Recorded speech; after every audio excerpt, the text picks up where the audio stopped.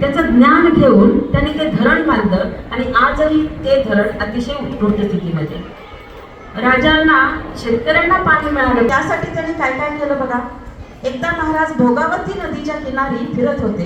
समोर विशाल असा पाण्याचा साठा दिसत, संपूर्ण प्रदेश पाहत होते. महाराजांसोबत विचारलं त्यांना, बापू या नदीवर धरण बांधावे असे मला वाटते का, कशासाठी त्यांनी विचारलं. येथे जर धरण बांधले तर आजूबाजूच्या परिसरातील सारी जमीन पाण्याखाली येईल आणि त्या पद्धतीनं कोट्यवधी रुपये खर्चून ह्या धरणाची निर्मिती झाली आणि ते धरण आजही तेथील जमीन सुजलाम सुफलाम करीत आहे. खरं तर राधानगरी हे धरण, या धरणाला राधाबाई या त्यांच्या कन्येच्या नावाने हे नाव दिलं गेलेलं आहे. आणि असे अनेक लोक कल्याणकारी त्यांनी कामं केली. त्याच्यानंतर लोक कल्याणकारी कायद्यांची निर्मिती झाली. हिंदू कोड बिल असेल, सक्तीच्या शिक्षणाचा कायदा असेल, पुनर्विवाह नोंदणी असेल, आंतरजातीय विवाह असेल, असे अनेक कायदे त्यांनी केले.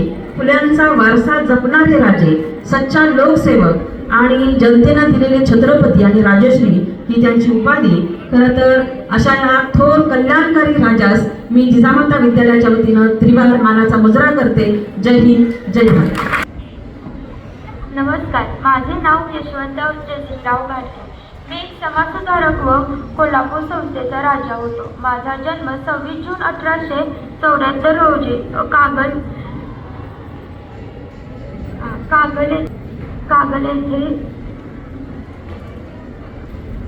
कागल येथे झाला.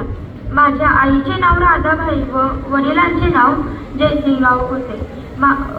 सन 1889 ते 1893 या काळात मी माझे शिक्षण पूर्ण केले. मी बहुजन समाजात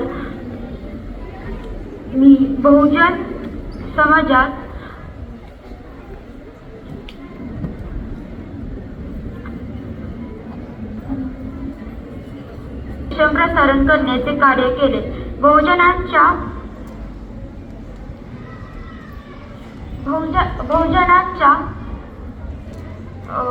मुलांना मोफत शिक्षण मिळावे म्हणून कायदा केला. 1896 मध्ये दुष्काळ काळात मी स्वस्त धान्य दुकाने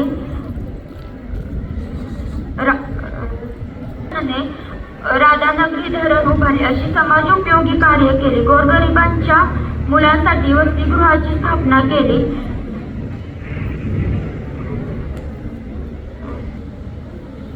राजा म्हणून ओळखतात. धन्यवाद.